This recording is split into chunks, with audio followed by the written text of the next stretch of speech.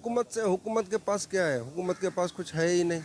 ان کو جو انسٹرکشن ملتی ہے جب تک IMF ان کے لون منظور نہیں کرے گی تو جو بھی ان کے ساتھ کنڈیشن ہے وہ تو پوری کریں گے, اور کوئی حل بھی نہیں ہے ان کے پاس. پریشانی تو بہت ہو رہی ہے, پہلے کاروبار ہے ہی نہیں, رات کو سو جاؤ صبح اٹھو تو پیٹرول مہنگا, کیا کرے, مجبوراً لینا پڑ رہا ہے, کیا کریں. ان سے ہم لوگ کیا توقع رکھیں گے؟ رات کے اندھیرے میں انہوں نے بڑھائے ہیں. یہ چور حکومت رات کے اندھیرے میں آئی ہے, 8 مہینے میں یہی کر رہے ہیں. انہوں نے 8 مہینے میں انسانوں کے لیے, عوام کے لیے کچھ بھی نہیں کیا. حکومت سے کیا مطالبہ کر سکتے ہیں؟ حکومت ہماری سنتی ہے؟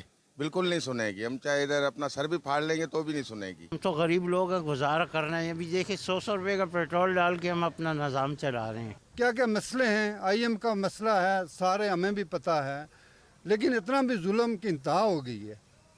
یہ کیسے, ہم ایک متوسط درمیانے طبقے کے لوگ ہیں, ہم کدھر جائیں گے؟ جو ایک بالکل ہی کمزور ہے وہ تو سڑک پہ بیٹھ کے تو لوگوں سے پیسے مانگ کے تو اپنا گزر اوقات کرے گا. عوام کو چاہیے بس اب موٹر سائیکل گاڑی وغیرہ بیچ ہی دینی چاہیے, کیونکہ اس کے بس کی بات ہی نہیں رہی کہ وہ اسے چلا سکے. اب تو سائیکل یا پیدل ہی سفر کرے تو زیادہ بہتر ہے. پیٹرول مزید اگر 10 روپے انہوں نے بڑھایا تو ہر چیز کو آگ لگ جائے گی.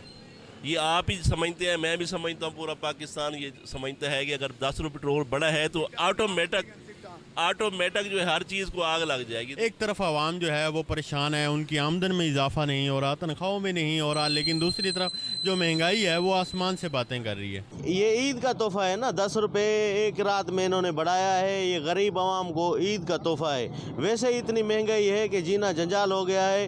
ہم حکومت سے یہی مطالبہ کرتے ہیں کہ خدا را اب ہماری جان چھوڑیں.